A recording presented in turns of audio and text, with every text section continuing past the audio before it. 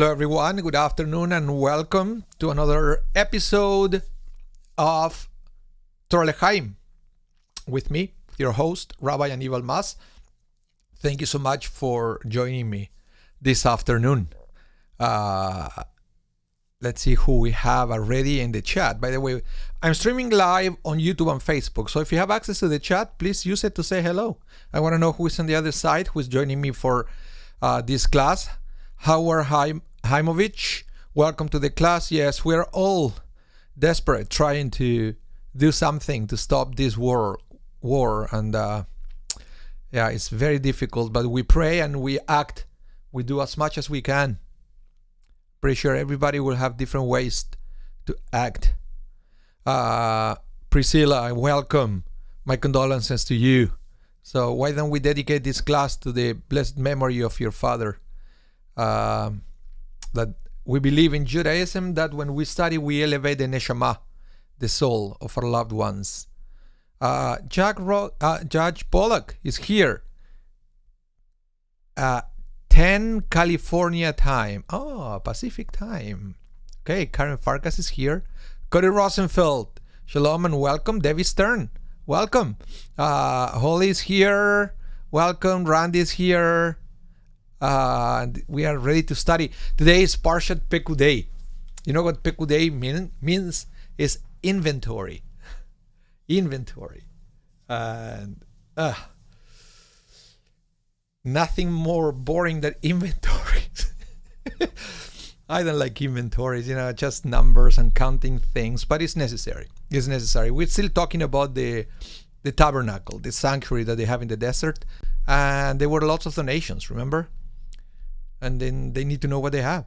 They need to know which materials they have, how much metal they have, and they have to start working because they have to put it all together, and eventually it was going to become a very important part of the Jewish nation as they continue their march towards the promised land.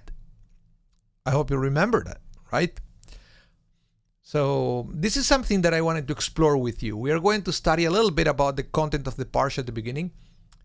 And then I want to reflect with all of you this concept that and how important it was to remember the presence of God every step of the way. Because yes, we all understand that Judaism is all about behavior, it's all about what we do.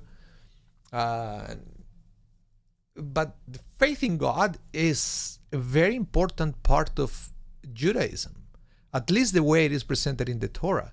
If you read the Ten Commandments, it's just the opening statement. Just the opening statement about the existence of God. And then I guess when you start reading everything about the tabernacle and then eventually that what became the temple in Jerusalem, you realize that it's all about helping us to not just to understand, but to connect with that first commandment, that is with that believing God. So if you're patient and you stay connected long enough, we are going to hopefully reflect together about that commandment of believing in God. But yes, it is a commandment. But I guess that's the paradox, right? Because if you believe in God and you believe that there is a Torah, then there is a commandment to believe in God. So that shouldn't be a problem for you to believe in God. If you're already reading the Torah and connecting with God, of course you believe in God. But if you don't believe in God, doesn't matter what the Torah says, you still won't believe in God, because then you won't believe that the Torah is divine. So it's a little bit of a paradox. At least that's my take of that. If you believe that the Torah is divine, of course you believe in God. If you don't believe the Torah is divine, then doesn't matter what the Torah say, you still won't believe in God. But nevertheless, I believe also that's why the temple was so important, because it was something visual, and sometimes it's something that it goes beyond the Torah or beyond reflection. It's so impressive that everything going around at least would put you in some kind of mindset that is, they will want to help you at least to have a little bit of a spiritual moment. That's my take on all that. Then we try to achieve the same in the synagogue in these days. Sometimes we succeed, sometimes we don't. But if we are ready to start, let's begin studying a little bit of the content of this parsha together. So let's begin with the very beginning, with the top, about the Pekudei, the accounts, the inventory. Okay? This week's parsha starts with the words, "These are the accounts of the tabernacle, the command of Moses, by the hands of Itamar, the son of Aaron." And there is something here that is very interesting. Hello, Gwen. Welcome to the class. Something very interesting, that it eventually became halacha, eventually became Jewish law. And it's coming right from here, the hint. What it says, let me read this. This is from the Midrash, and it's also ruled in the Mishnah. The sages taught, always appoint at least 2 people together as trustees over public funds. Even Moses, who enjoyed the full trust of God, as it is written in the book of Numbers, "In all my house he is trusted," figured the accounts of the sanctuary, the inventory and how much money and everything was, together with others, as it says in this parsha, by the hand of Itamar, the son of Aaron. And this became halacha, in the sense that when, for example, when you go asking for donations, the correct way of doing it, the halachic way of doing it, is to go at least 2 people. You see, if somebody knocks at your door asking for donations according to Jewish law, the correct way of doing it is at least 2 people. Why? Because it's supposed to be that you will never have a problem that somebody will say to you, "Hey, you kept part of the money that I gave you." Why? Because there is somebody else. So it's almost like they check each other. Hello, Michael Legoff. Welcome to the class. No apologies needed. We are talking about here, how do we fundraise in Judaism? Remember, the correct way is when you go visit someone, at least 2 people. At least if there is any kind of money exchange at the time. It's not that, when you go try to convince somebody to donate, you don't have to send 2 people. You have to send 2 people if there's going to be, at the moment, some kind of money exchange. If they're going to give money, okay, if somebody said, "You convinced me, here I will give you an envelope with cash." But if that happened, how many people you need? At least 2 people, and we learn it from here, because they said that the inventory was done by Moses and also Itamar. 2 people, just to be sure that nobody will go and talk about Moses and said, "Hey, I think this guy kept some of the gold for himself." Or somebody will say, "I think Itamar got a little bit of the silver for himself. He took it home." Nope. They will check each other. What do you think about this? This is great. This is practical things that sometimes help us, right? Sometimes can help us to avoid future problems when we follow this kind of halacha. Okay, so we have the tabernacle. They have all the elements. They put it all together. They have the artisans. They have workers. We talked about that last week. Well, actually, not in class. I talked about that in the synagogue, my sermon, where they did it. I don't know if you realize that. Let me repeat a little bit. They have all these people that they show up to help build the tabernacle, but they have one thing in common. They have no clue how to do it. They had no clue. These were people that they just left Egypt. They were slaves for over 200 years. So now Moses says, who wants to help building the tabernacle? And the Torah says, all these people who were Chacham Lev, it means we have a smart heart, showed up to help building this sanctuary. And again, what did they know? They knew nothing about how to build a tabernacle. So how did they do it? Well, because there is another teaching there, that sometimes in life, the what or the how to is not the right questions, because we ask ourselves questions all the time. How would I do it? What should I do? Can I do it? Wrong questions. Wrong questions. That's what it says, Chacham Lev. Those people with a smart heart. So what is the question from a smart heart? Do you know that? What is the question of a smart heart? I will give you a minute. Type it in the chat. What does a smart heart ask?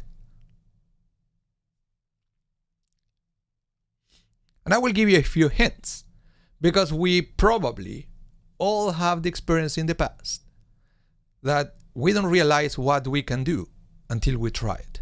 Did it ever happen to you? That you surprise yourself? You didn't realize that you were, yeah, Randy, very good. Randy said, why? Why? The right questions are why.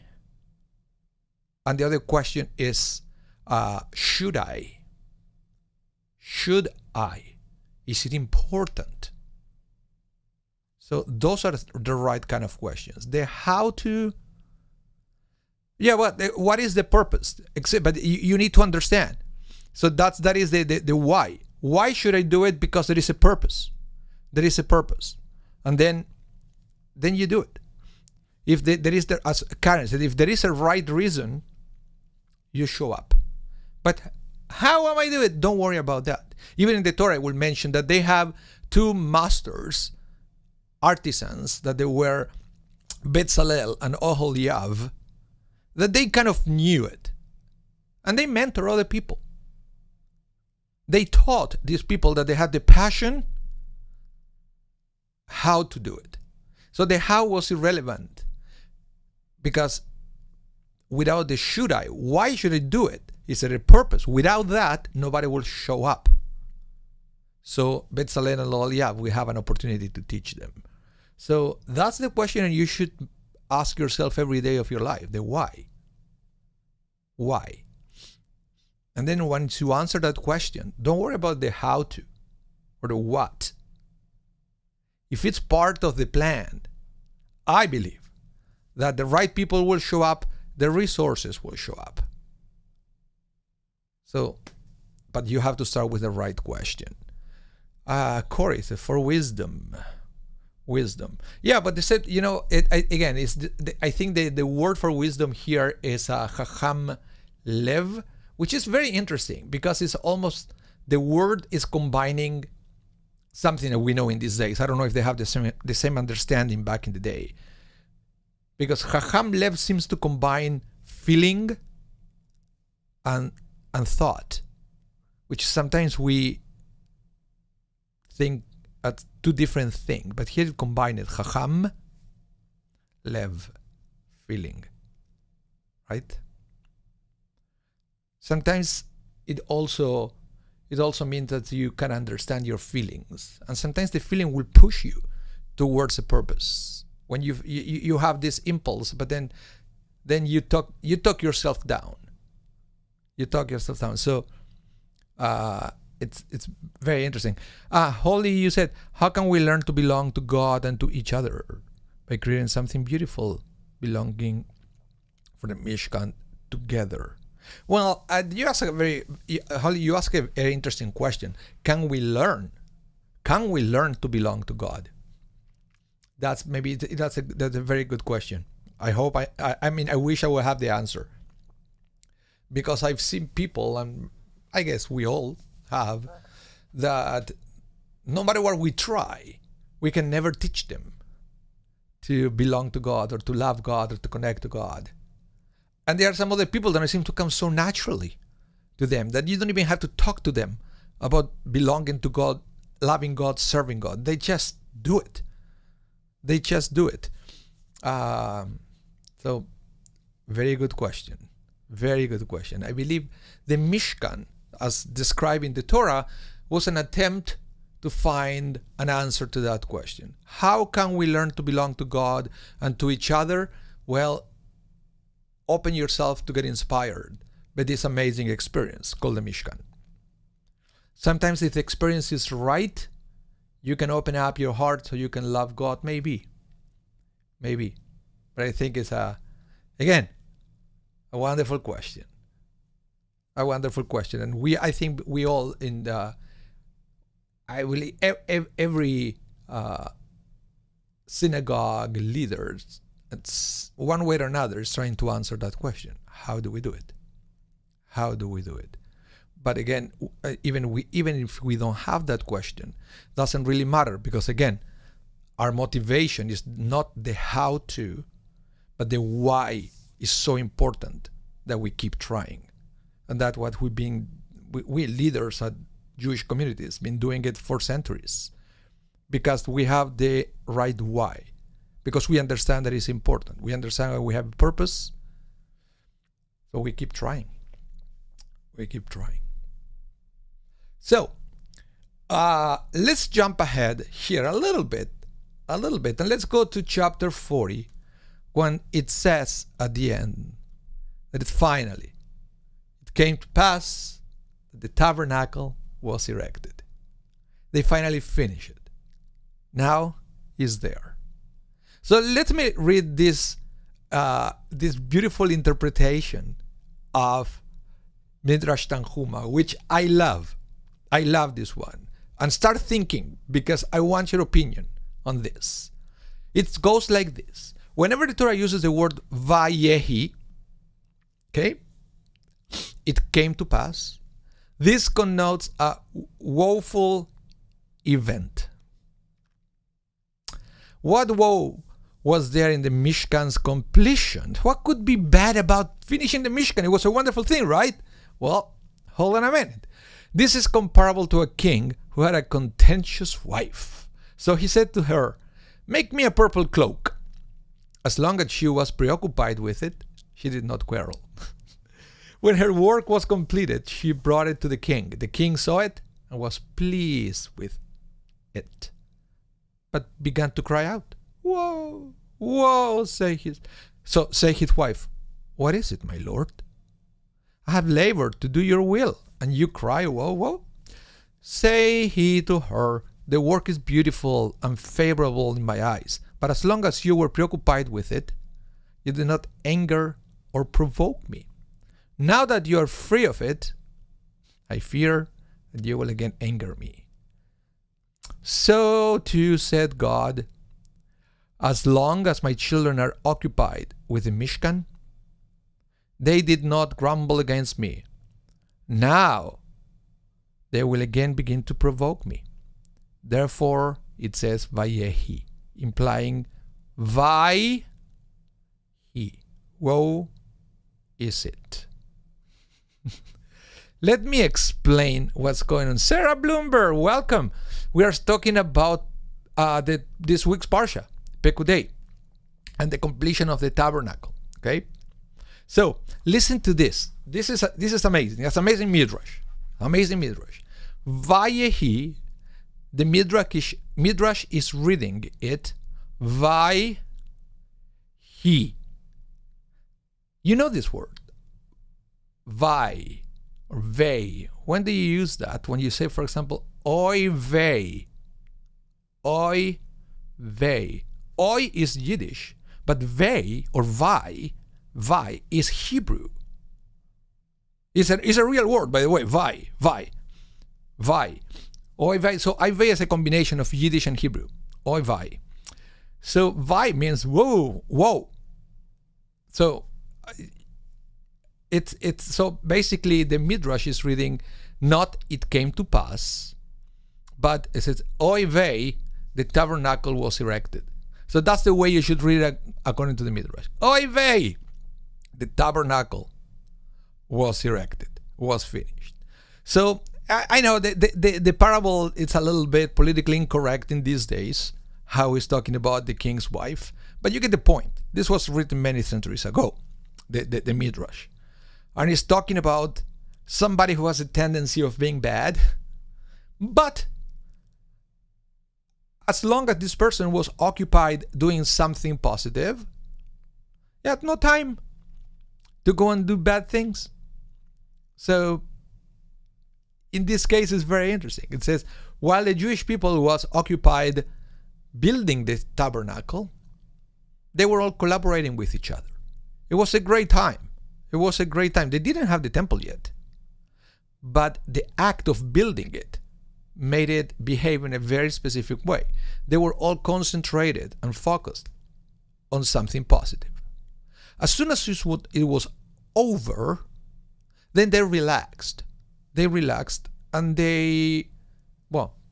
I don't have to tell you. All you have to do is to keep reading the Torah and you will see exactly what happened. And you will see that this oy vey that the Midrash is reading is absolutely correct. They went back to the old ways. So what I'm trying to get from here is, what do we learn from this? Because it seems to be a very negative connotation. A very negative connotation in the sense that sometimes we need some kind of destruction in order to avoid going back to bad habits. This was actually understood in many different ways, in the sense that sometimes if you read enough rabbinic works, you will see some people that they will justify sometimes all the troubles that the Jewish people had to go through generation after generation, in the sense that will unify them, that external attacks or external troubles will unify the Jewish people. And to some level, that's correct. But I believe that what this is trying to teach us is, or to reflect on, how do we avoid going back to our bad habits without having to be distracted from our relationship with God or from doing what we're supposed to do. Judge Pollack, what you said, is more like the teacher who finishes a great lesson and then worries about how to keep the class interested until the next one. I like that one. I will highlight it here, right? Sometimes it happens. Sometimes it happens that, you attend the lecture and it's great, and everybody seems so motivated and is so attentive, and then the lecture is over, and then people forget almost immediately everything that happens there. It is true, but I believe it's up to each one of us. I think this is at one level is collective, but I believe it's also personal. I heard a teacher once that he was telling me, this was back in Chile, actually. He was telling me that sometimes that was his reading of why do we have the mitzvot, the commandments. Because he said, if you are a person who observes the commandments, it takes so much of your time that you don't have time to do all the bad things. You have to be always thinking about the commandments. And it's a positive way. But I was thinking, is there a better way to do it? Is there a way that we can keep connected to God and connected to doing good things without having to go to anything artificial to keep us there? Can we do it because we know it's the right thing to do? We see it in so many things.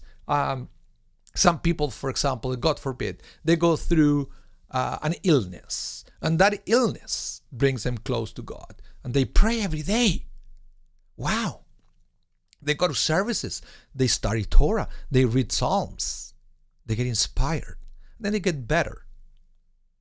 And then they go back to their old habits. They forget about God, they forget about Torah, and they forget about reading. And so I believe this is talking to each one of us. But I also believe if it's in the Torah, it's for us to take the lesson and to find a way to stay focused on what we're supposed to do as Jews without need of something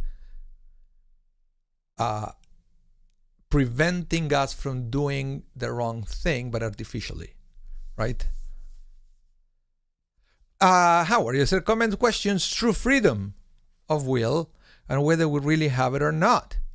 Well, I think we do, and that's why I truly believe we do have free will, and I believe that's why we get distracted and we start doing other things.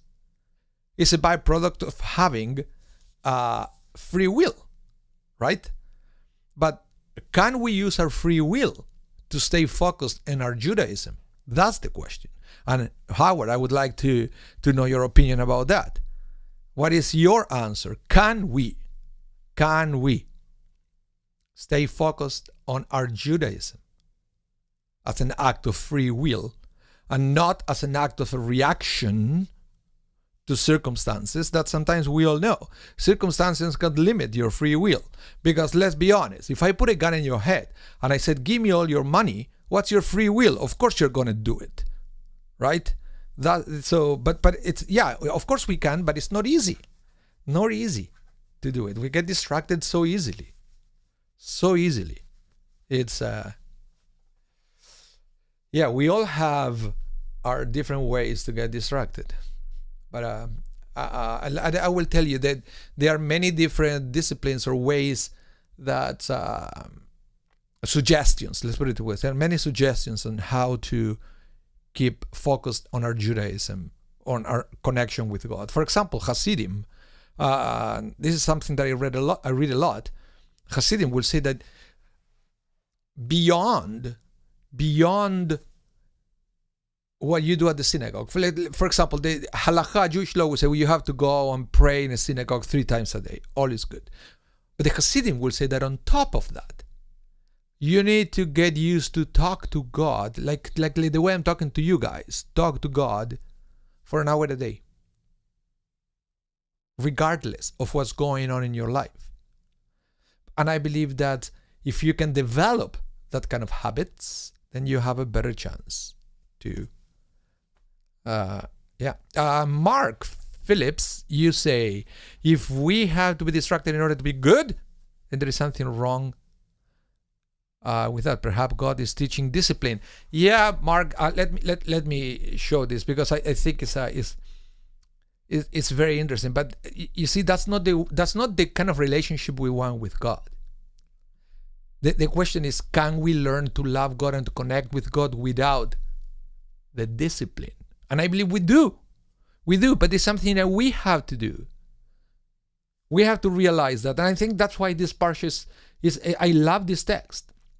I love this, the oy vey understanding of the Midrash. I love it. Because this is easy to miss. You're talking about, if you go read the Torah, you will read about all the elements and all the materials and things, and you won't see this. But it's, so let me tell you, Mark, answering your question. And I will tell you this story that I mentioned here before, so maybe some of you will remember it. And this is the person of a guy who was trapped on his balcony in a very high story in a building. He couldn't leave. So he needed some help for somebody walking on the street. So the person can come down, right? So what he started to do is to call up people. Hey, I'm here. What do you think what happened? Nobody stopped. Everybody kept walking, right? Then they said, what am I going to do? I start yelling and I'm talking to people, nothing. I yell at them, nothing. So, I have an idea. He put the hand in the pocket. He take a $20 bill and he throw it down, right? And then this person says, well, somebody will be walking on the street, will see a $20 bill falling from above, and the person will think, hey, this is not normal. Money doesn't fall from the sky. So the person will look up and he will see me. So he tried it, and there is this $20 bill coming slowly through a pedestrian. The pedestrian just grabbed the money without even thinking where the money came from, put it in his pocket, and kept walking. So the person said, what am I going to do that? What am I going to do now? So eventually the person gets a planter and then throw it down, and then it falls on top of the head of one of the pedestrians. And the pedestrians at that point, looks what he has in his head. He looks up and starts yelling at the person of the balcony. And the person of the balcony said, now you look up and you realize that I'm here. And the message here is the person in the balcony of the story is God. God is calling us. He said, hey, I'm here. I want to come down to you. I want to have a relationship with you. But we keep walking. We never stop to listen to that voice. Then God starts speaking louder and we don't listen. Eventually, God tries blessing us. Right? And they will say, you start experiencing things in your life. I said, this is not normal. I don't deserve this. But I have it. And then why? Because eventually you are going to look up and say, oh, this is coming from God. But we don't do that. We don't do that. We get whatever life, all the goodness that life gives us, and we don't even say thank you. We keep our way. But then eventually the planter comes in our heads, and that's when we get angry and we start yelling at God. So this is the same. The idea is, to live our lives in a way that we are attent to that voice from the balcony. So that's the right way of doing it. But we are so distracted that we don't listen to it. We just keep walking. Judge Rocky Pollack, we need good teachers. Well, I think it's a combination. I think it's a combination. I think it's also we need good teachers, but we need good students. We need good students. We need people who are willing to listen. And that's also difficult to find. So let me go back to the messages here. Denise, you said Chodesh Tov, of course. It's Adar Bet is the month of Purim. Yes, it is, but thank you. And welcome, Denise. Howard, you said, yes, if tapping technique to keep on track to do good. Oh, what is tapping this, tapping your head? What is that? I don't know what you're saying. Howard, you said, the Rabbi talked about us having two souls, a higher self and an animal soul. Both are essentials. The emotions are in the animal soul. It is what we get distracted. Yeah. But you see, even animals can be trained, but we don't spend time training ourselves. That's what the habit is.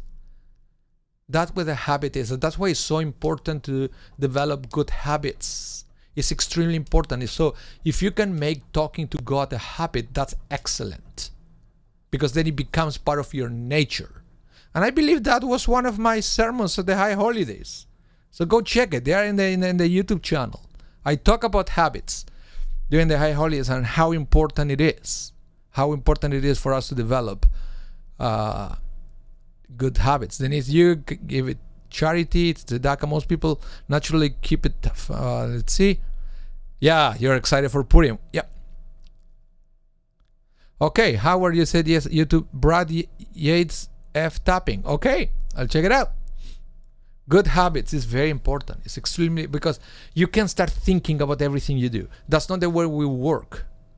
We have to do certain things so often that it becomes habitual, become part of our nature. So if we can develop those things like talking to God, praying to God, doing good to other people, but part of a habit, I think that's the goal. And maybe this is what happened also with the tabernacle. Working every day, building it, it was a habit, and they don't have that to do anymore. And now they were struggling because they didn't have it. They have to learn new ways. And we are so bad learning new things. Maybe. But let's go back to this parsha and something that I mentioned at the beginning. And it was, again, the why. Why was the tabernacle so important? You see, everything comes back to the why. And we also see that in this parsha. With eventually also in chapter 40, it says, the glory of God filled the tabernacle. The glory of God filled the tabernacle. And that, at the end of the day, is why we do it. That's what we want. We want the glory of God filling our lives. It's, I will say, as simple as that. Maybe sometimes it's not so easy to achieve, but I believe the concept is not so complicated. To see that the glory of God should fill up our lives.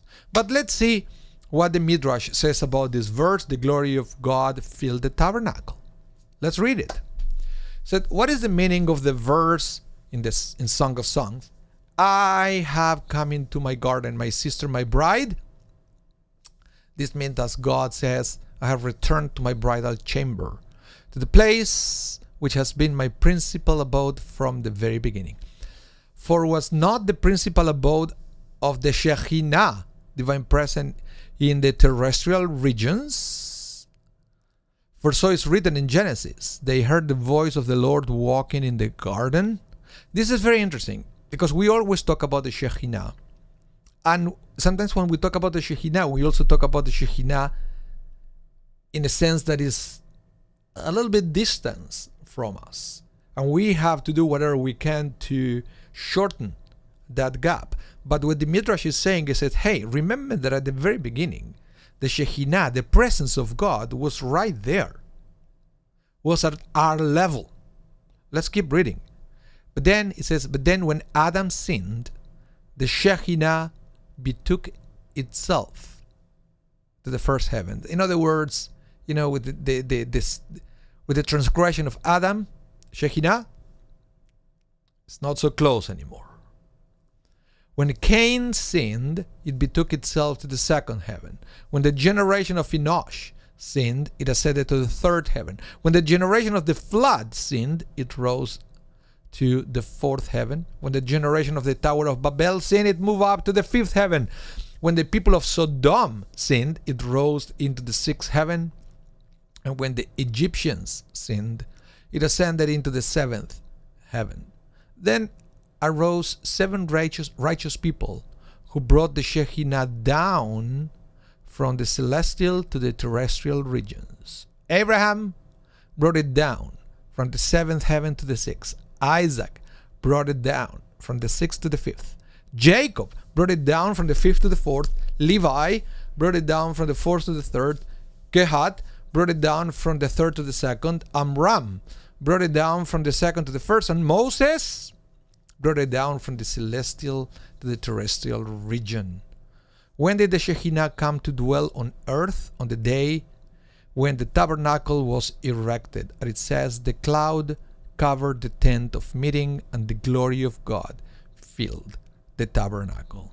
Well, I believe this is also a very powerful verse, because it's talking about how is our behavior that makes this world a world that is inviting God or rejecting God. Is based on what we do. And it also says every time that we transgress, but in a sense, let's think of it this way. Don't think it about a religious transgression. Think it about doing the wrong thing. Doing bad things. Every bad things we do make this world a world that is not proper for God. It's like God wants to be with us. Well, we're the one kicking God out of our lives and from our world. And I believe that when we're talking about the world, start thinking about your life first. Your life, your world. So every time that you do certain things, you are saying to God, get out. Get out from inside myself. But then it says that every time we do good things, every time you do things like Abraham. Well, what did he do? What did Abraham do that was so great? I will give you a few examples. Hospitality. You invite God into your life. What about Isaac? What was so great about Isaac? Obedience. Obedience. In other words, doing what is legal. Right? And Kehat and Amram. Kehat, I believe, is talking about one of the Levites family. And Amram, who was Amram? Can't remember which one is talking about here. Can't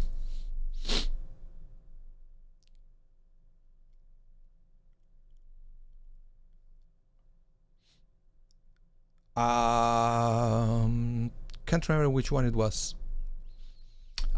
Mark, you say here, I see there was discipline to set up, and let's see.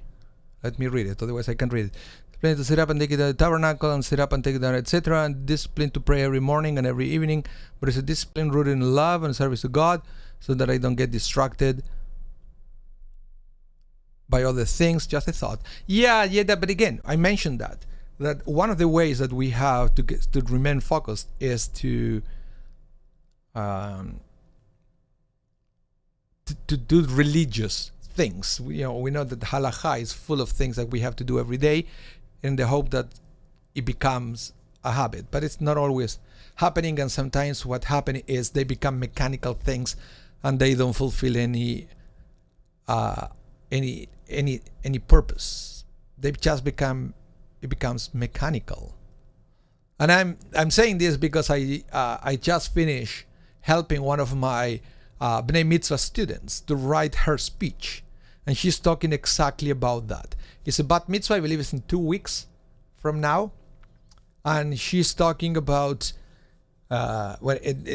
she's talking specifically about the sacrifices and how eventually we are reading this, and it's so amazing. Tabernacle, the presence of God, and blah blah blah. But we know that the temple was destroyed eventually. Why?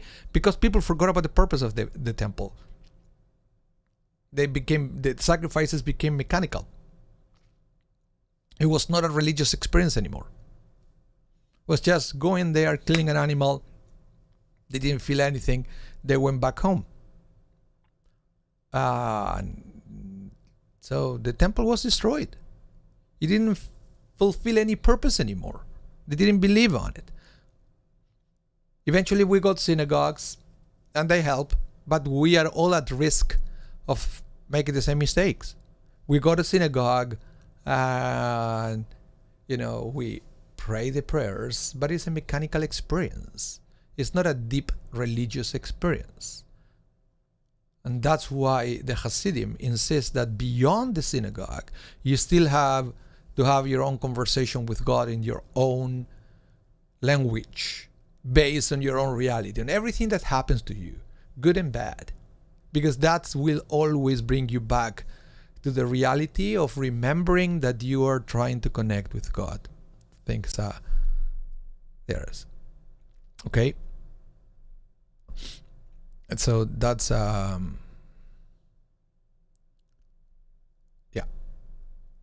So let's continue.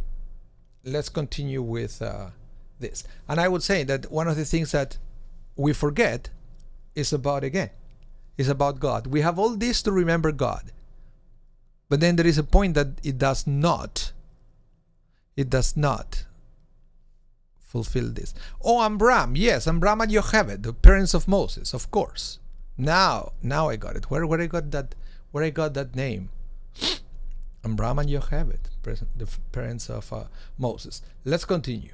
Let's talk a little bit about the actually commandment of believing on God. And that's why my point is, don't rely on a tabernacle. Don't rely on a synagogue. Don't rely on halakha, on Jewish law. Because sometimes it's not enough to help you believing or to fulfill the commandments of believing in God. This is something that you have to do by yourself, separately of whatever Jewish law says. And it's coming from here, Exodus 20, chapter 2. It says, I am the Lord your God, who brought you out of the land of Egypt, out of the house of bondage. You shall have no other gods before me.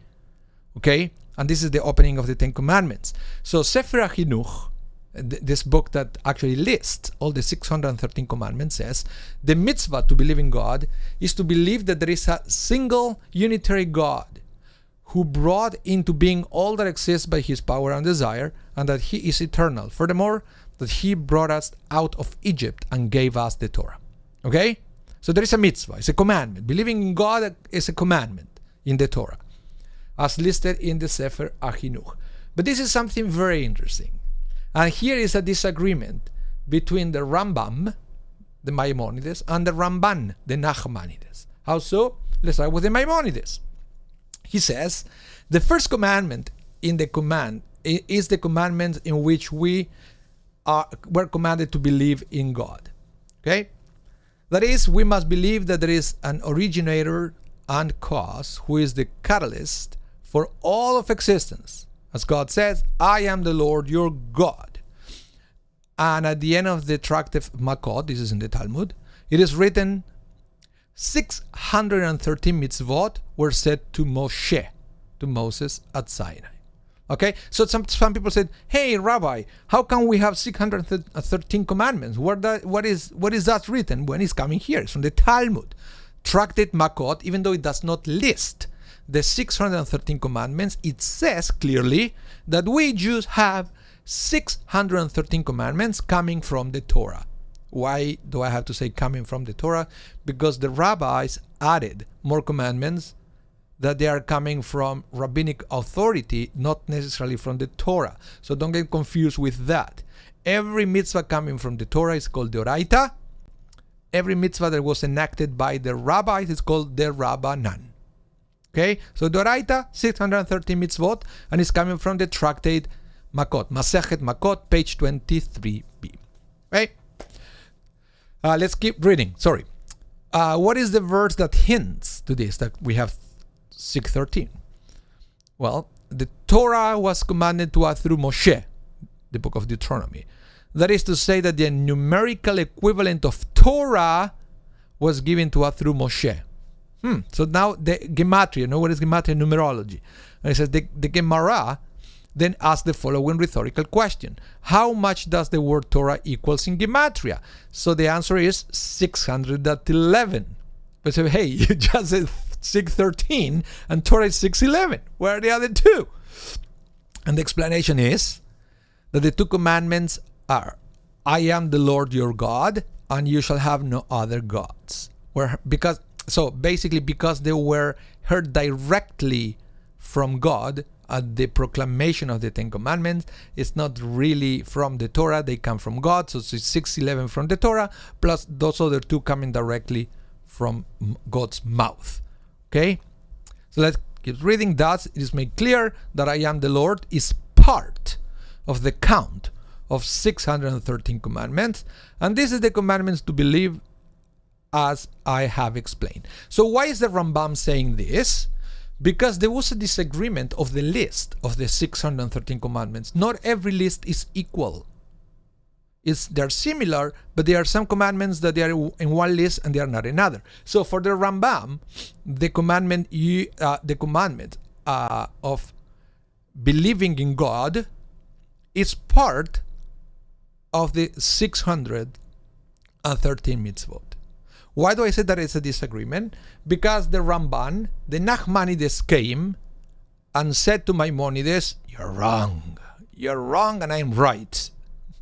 He says, Nachmanides says, it seems that the view of Rabbi Shimon Kiara, that was born in Babylonia, first half of the 8th century, is that the count of 613 commandments are his decrees, may he be exalted, that he decreed upon us to do or to refrain from doing. So they all agree 613 commandments, okay?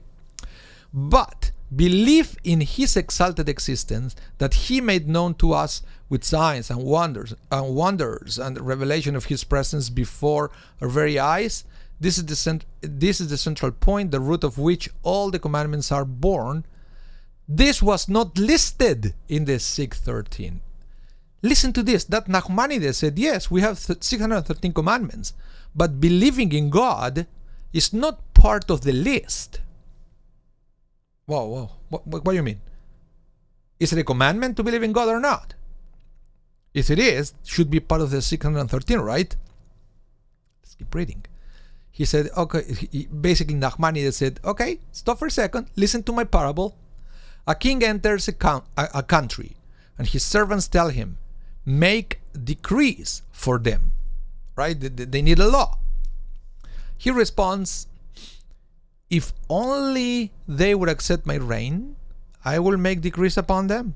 Because if they do not accept my reign, how can they fulfill my decrees? So said God to Israel, I am the Lord your God. You shall have no other gods. Just like you accepted my reign, so too accept my commandments. You shall have no other gods. Accepting the kingship of God is one matter, and the commandments and decrees are another matter. So this is exactly what I was telling you at the beginning. if you believe that the commandments in the Torah are the will of God, then the Torah doesn't have to tell you you have to believe in God, because it's implied that you already believe in God. Hey, you're already fulfilling the commandments. So according to the Nachmanides, the Ramban, the belief in God is not part of the list. It's a prelude to the list. Because if you don't believe in the Torah, then of course you don't believe that in God. So that's what he is trying to say here. Exactly what I mentioned at the beginning. Let's see.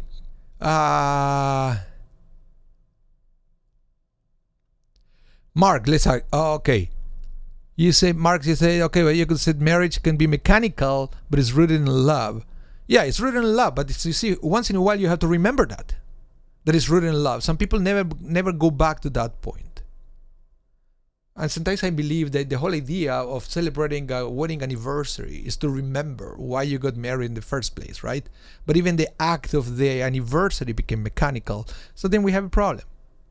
And it's good sometimes to remember the why. Always to remember the why. Why did you marry the person you married? The why. Why you did it. Never forget that. So Karen Farkas, you said, if we keep the 630 mitzvot, do we also have to keep the rabbi's rules? Yes. A lot of the 613 commandments had to do with the temple, which doesn't exist now. How many are left for us? I don't know exact number, but yes, you're right, Debbie. Many of the commandments listed on the list of 613 are not for us. So technically, lost the Oraita from the Torah, way less than 613. But we have to realize that we still have hundreds of other rules from the rabbis that they're still mandatory for us, because after all, the form of Judaism that we practice is what we call rabbinic Judaism. And even if you believe that you have all these mitzvot coming from the Torah, well, not so fast. Yes, they're coming from the Torah, but as understood by the rabbis. The way we observe the commandments is sometimes it's not clear from the Torah. You need the filter provided by the rabbis through oral law as found in the Talmud. So it's very important. I will give you a quick example. What do you mean that we have all the mitzvot commandments from the rabbis? What about Hanukkah? Where in the Torah is Hanukkah? Nowhere, because it happened after the Torah was closed. So every single detail and mitzvah and commandment from Hanukkah is rabbinical. So Michael Legov, in the Daf Yomi, by the way, Daf Yomi, I will show this. I want to explain this. Daf Yomi is a schedule, is international, that everybody will study one page of the Talmud per day, and everybody all around the world will study the same page of the Talmud the same day. That's what Daf Yomi is. It's a beautiful project. But you say, Michael, in Daf Yomi Talmud study, we are learning that there was a disconnect between the priest and the rabbis when having to follow some of the strictest rules. Yeah, there was the priest eventually rejected the existence of an oral law. They believed that was made up by the rabbis. The priests used to believe that the rabbis, the rabbinic authority, was made up. And so the priests believe only on the revelation of the written word of the Torah, while the rabbis believe also that the oral law was revealed with the Torah as a means of explaining the verses to Moses. And we believe that eventually became what is known as the Talmud. But there are Jews in these days that they don't believe in the Talmud. Just go and Google Karaite Judaism. I will type it here. There, Karaite. Go read it. They exist in these days. They're Jews, but they rejected the Talmud. They believe that the only source of halakha, the only source of Jewish law, is the Torah. Actually, no, I'm wrong. The only source of halakha is the Tanakh. They also include the other books of the Bible as source of law, which we don't. We, rabbinic Jews, we don't. We believe that after the Torah was closed, all the other books of the Tanakh can never teach us halacha, Jewish law. So the only two sources for us is Torah, Talmud, and there is a third one, which is tradition, minhag. And that's something that we have to understand. Well, thank you everyone for coming to this class today. Thank you for tuning in. Thank you for inviting me into your home so we can study a little bit of Torah together. Hopefully we can see each other again next Thursday, always at 12 noon Central Time. Okay? 12 noon Central Time. I hope you can strengthen your connection with God. Please pray for Ukraine, pray for peace. So, and do whatever you can to help, because there is a true humanitarian crisis in Ukraine right now, and they need our help. We can pray, but we can also sometimes do a little bit more than just praying, and we can help with our finances. And if you have the means, please do so. Okay. Thank you so much. This class will be rebroadcast tonight at 8 p.m. Central Time if you missed a little bit of the class. So you always have an opportunity to catch it again. And of course, all these classes stay on our YouTube channel. So remember, subscribe to our channel. Thumbs up. Don't forget to give us a thumbs up for this class. If you are here at the end, I guess you liked it. So you can hit that thumbs up, and have a wonderful day, and hope to see you soon. Bye, everyone.